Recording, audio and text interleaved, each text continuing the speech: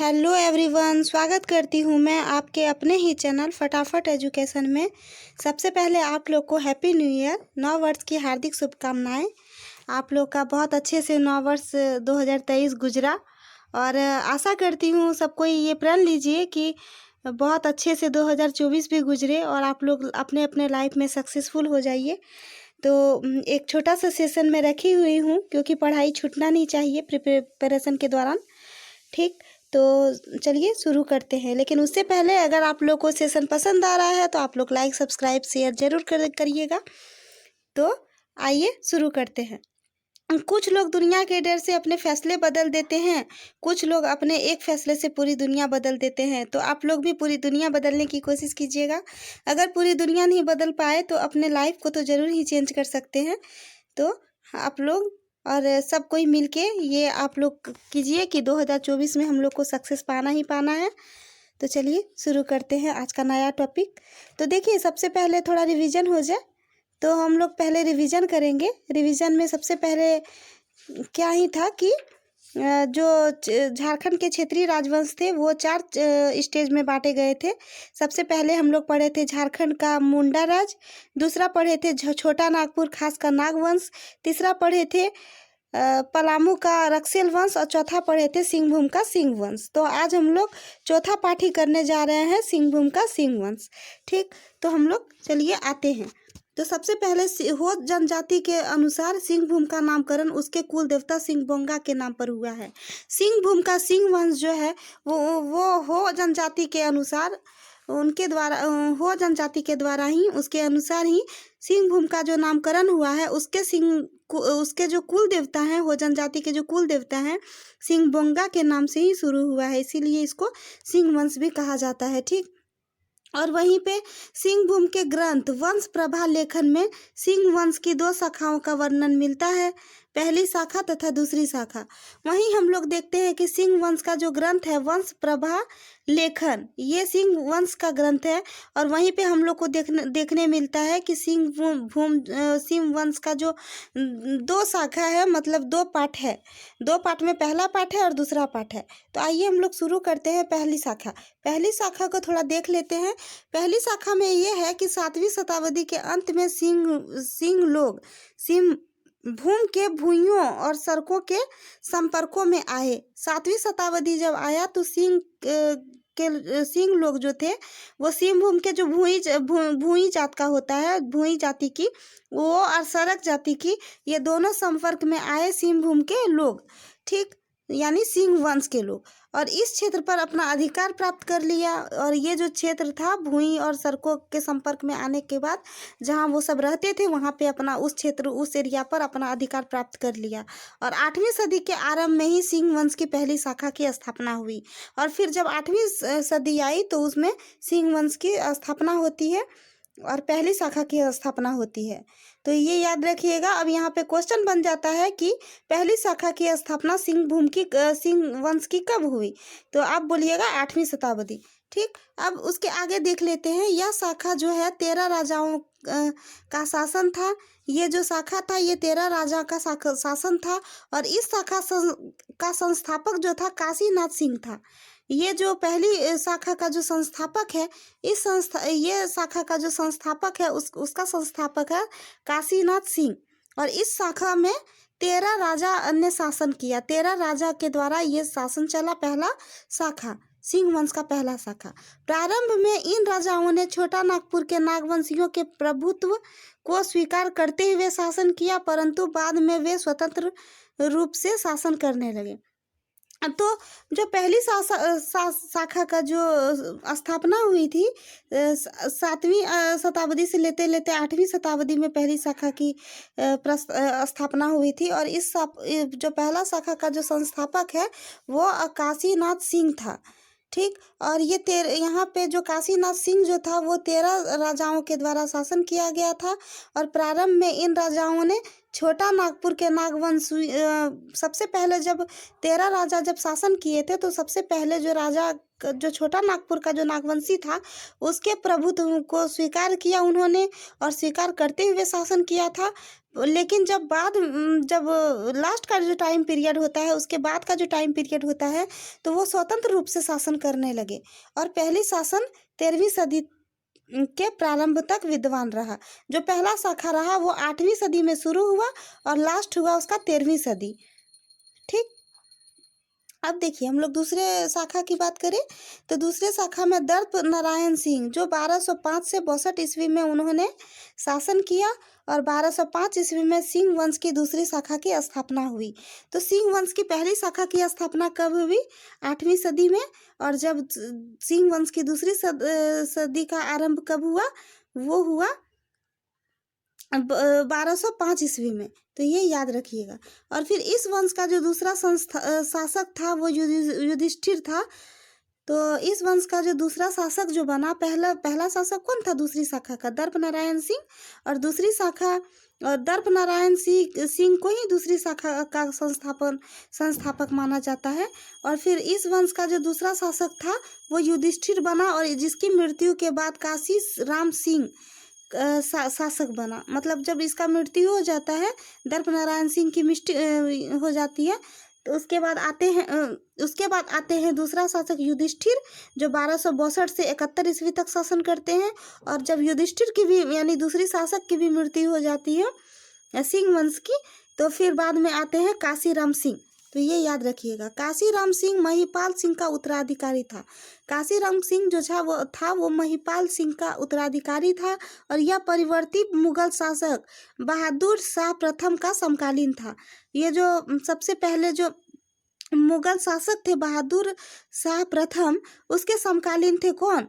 महिपाल सिंह, काशीराम सिंह। और काशीराम सिंह किसके उत्तराधिकारी थे? तो महिपाल सिंह के उत्तराधिकारी थे। और काशीराम सिंह ने बनाई क्षेत्र में पोरहाट नामक एक नई राजधानी बनाई।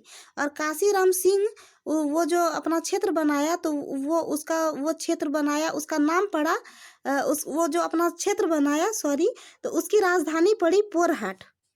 ठीक, तो जब काशीराम सिंह की जो राजधानी नई बनाई गई तो वो पोरहाट में ही बनाई गई। और फिर काशीराम सिंह के बाद शासक अच्युत सिंह ने शासन किया। जब काशीराम का जब पराजय हो गया तो फिर उसके बाद जो शासक आते हैं वो अच्युत सिंह आते हैं और उनके द्वारा शासन चलता है सिंह वंश का। और अच्युत सिंह के शासन काल में सिंह वंश की कुल देवी के रूप में पौरी देवी का प्राण प्रतिष्ठा की गई। और जब देखिए पहले तो सिम्बोंगा की थी, जो हो जनजाति के द्वारा किया गया था और उसी के नाम पर सिंह वंश भी पड़ा था। लेकिन अब जो क्या हुआ, जब काशीराम सिंह के बाद जब अच्युत सिंह शासन किए, तो फिर अच्युत सिंह के शासन के बाद उन्होंने सिंह वंश के जो कुल देवी है उसके रूप में पौरी देवी का प्राण प्रतिष्ठा किया। मतलब बोला जाता है, ऐसा माना जाता है कि पौरी देवी ही अब उसकी क्या हो गई? कुल देवी। ठीक, अच्युत सिंह के बाद क्रमशः जो अच्युत सिंह जब उसका शासन पीरियड जब खत्म हो जाता है, तो फिर उसके बाद त्रिलोचन सिंह और अर्जुन सिंह प्रथम इस वंश का शासक बना। जब अच्युत सिंह का भी जब स्टेज खत्म हो जाता है शासन करने का, तो उसके बाद जो बनता है वो त्रिलोचन सिंह बनता है और अर्जुन सिंह प्रथम बनता है। उसके बाद हम लोग देखते हैं ये कि अर्जुन सिंह प्रथम एक बार जब बनारस की तीर्थ यात्रा से लौट रहे थे, तब रास्ते में मुसलमान उन्हें पकड़कर कटक यानी उड़ीसा ले गए थे। और अर्जुन सिंह के बारे में बस इतना ही है कि अर्जुन सिंह जब एक बार बनारस में तीर्थ यात्रा करके लौट रहे थे बनारस से, तो रास्ते में उनको मुसलमान कुछ पकड़ के ले गए और कहाँ लेके गए? उड़ीसा लेके चले गए अर्जुन सिंह प्रथम को। और कुछ ही समय के बाद अपने 32 अनुयायियों के साथ इन्हें वापस राज लौटने की अनुमति दे दी और फिर उड़ीसा में जाके उनको रख लिया। ठीक, कुछ मुसलमान पकड़कर। और फिर उसके बाद क्या हुआ, कुछ समय के बाद वो लौटे और फिर 32 जो उनके अनुयायी थे, उसके बाद उन्हें एकदम बहुत अच्छे से अपना राज्य लौटने की अनुमति दे देता है। तो अर्जुन सिंह प्रथम अपना राज्य लौट के आता है। और फिर अर्जुन सिंह प्रथम के बाद जगन्नाथ सिंह द्वितीय शासक बना, जो इस वंश का 13वां शासक था। और जब अर्जुन सिंह प्रथम के बाद जो जगन्नाथ सिंह द्वितीय शासक के रूप में बना था, तो इस वंश का ये 13वां शासक था। मैंने पहले ही बताया कि पहली शाखा 13 राजा से बनी थी और दूसरी शाखा भी, और तो उसी में 13वां शासक था। और इसके उत्पीड़न से तंग आकर भूइयां जनजाति के लोग ने विद्रोह कर दिया। और ये जो थे जगन्नाथ सिंह द्वितीय, ये शासक बनते हैं कब? जब अर्जुन सिंह प्रथम का जब टाइम पीरियड खत्म हो जाता है तब ये बनते हैं। और ये इस वंश का 13वां शासक रहता है। और ये थोड़ा काफ़ी उत्पीड़न करने लगते हैं, तो उससे तंग आकर जो भूई जनजाति के लोग थे, भूइयां जनजाति के लोग थे, वो लोगों ने विद्रोह करना शुरू कर दिया। और जगन्नाथ सिंह द्वितीय के बाद उसका पुत्र पुरुषोत्तम सिंह सिंहभूम का शासक बना। और इसके बाद इसका पुत्र अर्जुन सिंह द्वितीय शासक बना। तो अर्जुन सिंह प्रथम हुआ, उसके बाद जगन्नाथ सिंह द्वितीय हुआ। जगन्नाथ सिंह द्वितीय जब शासन काल में आया तो वो 13वां शासक बना सिंह वंश का। और इसके उत्पीड़न से आकर भूइयां जनजाति के लोग विद्रोह करने लगे। और जगन्नाथ सिंह द्वितीय के बाद जो उसका पुत्र जब शासक बना, तो उसका पुत्र का नाम था पुरुषोत्तम सिंह, जो सिंहभूम का फिर शासक बना, यानी 14वां शासक बनता है ये। और इसके बाद इसका पुत्र अर्जुन सिंह द्वितीय शासक बनता है, मतलब ये हो जाता है 15वां शासक। ठीक, अब देखिए यहीं पे बात करते हैं अर्जुन सिंह द्वितीय की। तो अर्जुन सिंह द्वितीय के बारे में हम लोग जानते हैं। अर्जुन सिंह द्वितीय जो रहते हैं, उन्होंने अपने चाचा विक्रम सिंह को 12 गांवों वाला एक जागीर दिया था, जिसे सिंह पीर कहा जाता है। तो अर्जुन सिंह के द्वारा अपने चाचा है ना, उसके जो चाचा थे उसका नाम था विक्रम सिंह। और विक्रम सिंह को 12 गांवों वाला एक जागीर देता है, मतलब 12 गांव का एक जागीर देता है, मतलब 12 गांव का क्षेत्र उसको सौंप देता है, उसी को कहता है। और कहते हैं 12 गांवों का जो क्षेत्र जिसको सौंपा जाता है। तो अर्जुन सिंह द्वितीय ने विक्रम सिंह यानी अपने चाचा को 12 गांवों का एक एरिया देता है। और उस एरिया को सिंहभूम पीर कहा जाता है। और विक्रम सिंह अपने क्षेत्रों को इसमें मिलाकर इसका विस्तार करता है और इसका राजधानी सरायकेला को बनाता है। और वही बाद में यही सरायकेला राज्य बना। तो देखिए यहाँ पे हम लोग देखते हैं कि विक्रम सिंह जो रहता है, विक्रम सिंह जो अर्जुन सिंह द्वितीय के चाचा रहते हैं, और वो जो रहते हैं वो अन्य क्षेत्र इसमें मिला मिला के अन्य क्षेत्र को मिला के इसका पूरा विस्तार कर देता है और इसकी राजधानी सरायकेला को बनाता है। और बाद में यही सरायकेला राज्य बन जाता है।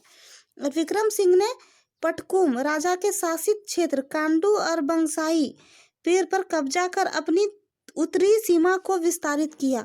विक्रम सिंह पटकुम राजा के शासित क्षेत्र जो कांडू और बंसाई पीर रहते हैं उस पर कब्जा कर लेते हैं। कौन? विक्रम सिंह, जो अर्जुन सिंह द्वितीय का चाचा रहता है, और उत्तरी सीमा जो उसका रहता है उसको विस्तार कर देता है। इसी प्रकार उसने उत्तर पूर्व की गम्हरिया और खरसावा पर भी कब्जा कर लिया। उसके बाद क्या करता है कि इसी तरह मतलब कब्जा कर करके ये इसी प्रकार उत्तर और पूर्व एरिया में ये गम्हरिया क्षेत्र में खरसावा पर कब्जा कर लेता है और इसी तरह अपना एरिया का विस्तार करता है। अर्जुन सिंह द्वितीय का उत्तराधिकारी अमर सिंह था और अमर सिंह के बाद जगन्नाथ सिंह चतुर्थ सिंह वंश की गद्दी पर बैठा। अर्जुन सिंह द्वितीय का जो उत्तराधिकारी रहता है वो अमर सिंह रहता है और अमर सिंह के बाद जो आते हैं इसका वंश चलाने के लिए, तो ये जगन्नाथ सिंह चतुर्थ आते हैं, सिंह वंश की गद्दी पर बैठता है।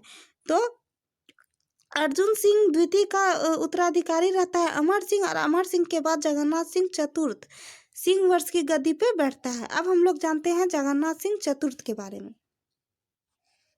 अर्जुन सिंह के बारे में तो काफ़ी कुछ जाने, अब जगन्नाथ सिंह के बारे में हम लोग जानते हैं। जगन्नाथ सिंह चतुर्थ के शासनकाल के दौरान पोरहाट क्षेत्र में हो एवं कोल जनजातियों द्वारा उपद्रव मचाया गया था। तो जगन्नाथ सिंह चतुर्थ थे, उसके शासनकाल के दौरान पोरहाट क्षेत्र में हो और कोल जनजातियों द्वारा उपद्रव मचाया गया था।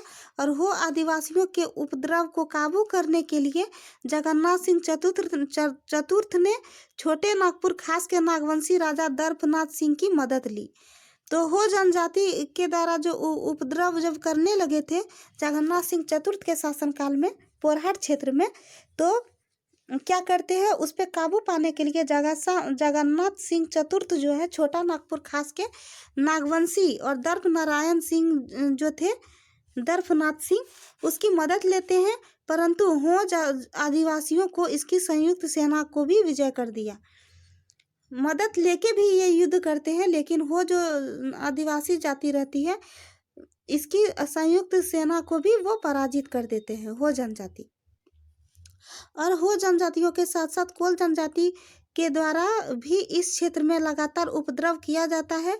कोल लड़ाका सिंहभूम क्षेत्र के बाहर जाकर भी लूटपाट करते हैं। और जो हो जनजाति रहते हैं, हो जनजाति के साथ साथ जो कोल जनजाति रहते हैं, ये दोनों मिलके उस क्षेत्र में लगातार मतलब तांडव मचाते रहते हैं मतलब तांडव मचाते रहते हैं। और फिर ये जो कोल लड़ाका सिंहभूम क्षेत्र है इससे बाहर भी जाके लूटपाट करने लगते हैं अब।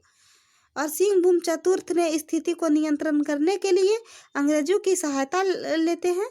और जो स्थिति काबू नहीं हो रहा था तो जगन्नाथ सिंह चतुर्थ ने स्थिति को काबू करने के लिए, नियंत्रण करने के लिए अब अंग्रेज का सहायता लेने लगते हैं।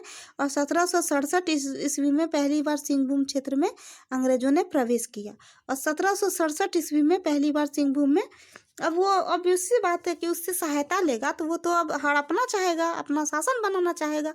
तो इसी तरह करते करते अंग्रेजों का प्रवेश हो जाता है। और अन्य तथ्य हम लोग देखते हैं अन्य राजवंश के बारे में। अभी देखिए अन्य महत्वपूर्ण राजवंश। अब देखिए मानभूम के मानवंश के बारे में बात करते हैं अगर, तो 8वीं सदी में दूध पानी शिलालेख जो हजारीबाग में है, और 14वीं सदी में कवि गंगाधर द्वारा निर्मित गोविंदपुर शिलालेख जो धनबाद में स्थित है। ये दोनों से मानभूम के मानवंश की जानकारी प्राप्त होती है। मतलब अब हम क्वेश्चन करते हैं आप लोगों से कि मानभूम की मानवंश की जानकारी कहाँ से प्राप्त होती है। तो ये दूध पानी शिलालेख जो हजारीबाग में है और गोविंदपुर शिलालेख जो धनबाद में है। जो एक दूध पानी जो 8वीं शताब्दी में हुआ था और जो गोविंदपुर शिलालेख था वो 14वीं शताब्दी में हुआ था। तो ये दोनों से ही हम लोग को मानभूम के मानवंश के बारे में जानकारी मिलती है। और इसका शासन काल जो था वह हजारीबाग मानभूम क्षेत्र धनबाद में विस्तारित था। ये जो शासन कर रहे थे, शासन चला रहे थे मानभूम के मानवंश, तो इसका शासन ही चल रहा था हजारीबाग और धनबाद में पूरा विस्तारित था। और धनबाद के शासक अत्यंत अत्याचारी थे। मानवंश के शासक अत्यंत अत्याचारी थे। मानवंश जो था इसके जो भी शासक बने वो बहुत लोगों पे अत्याचार करते थे। और 10वीं शताब्दी में प्रसिद्ध भूमि स्वराज आंदोलन इस राजवंश की अत्याचार से उभरा। और 10वीं शताब्दी आते आते भूमिज स्वराज आंदोलन, ये जो आंदोलन था इस राजवंश के अत्याचार के कारण बहुत ज़्यादा उभर गया था। मतलब बहुत अच्छा सब कोई जानने लगे थे कि अत्याचारी है ये।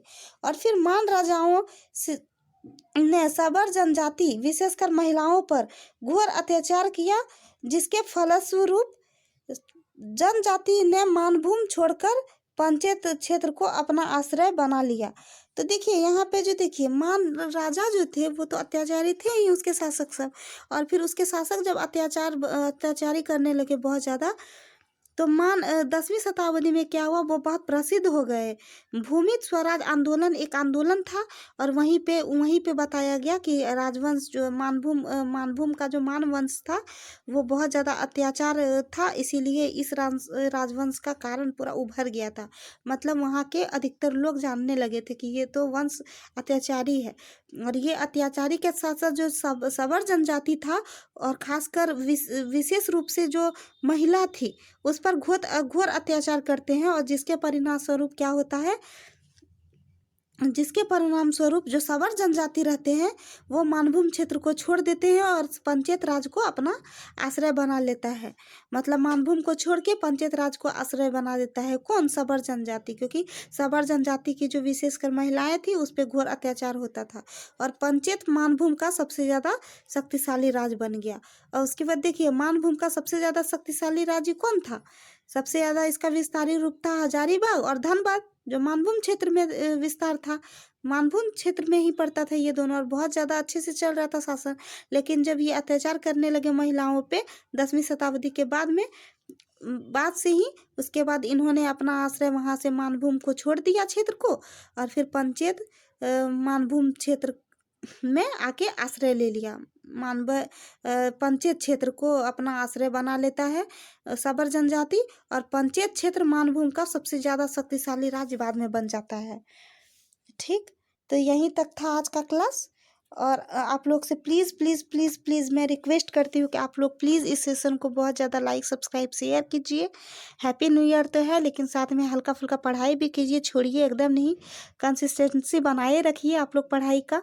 और फिर आप लोग बहुत अच्छे से इस चैनल का भी सपोर्ट कीजिए और बहुत अच्छे से हैप्पी न्यू ईयर बनाइए। तो हैप्पी न्यू ईयर, नव वर्ष की हार्दिक शुभकामनाएं आप लोग सभी को, सभी इस स्टूडेंट को। और आप लोग अपना सपना साकार जरूर कीजिएगा। और फिर मिलते हैं अगले सेशन में। Thank you.